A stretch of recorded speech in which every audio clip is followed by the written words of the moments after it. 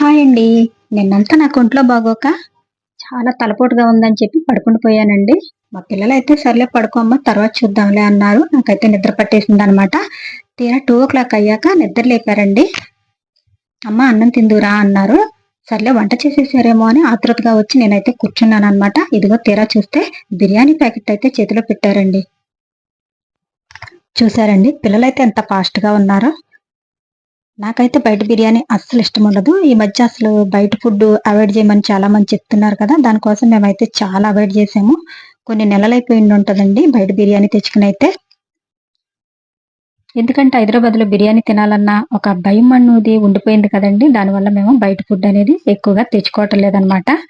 ఇక ఫుడ్ అయితే బానే ఉంది. చాలా ఆయిలీగా ఉందండి. ఇంకా ఇందులో అయితే కోడి రెక్క, ఒక ఎగ్ ఇచ్చారనమాట. మరి మీకు ఈ వీడియో నచ్చితే లైక్ చేయండి.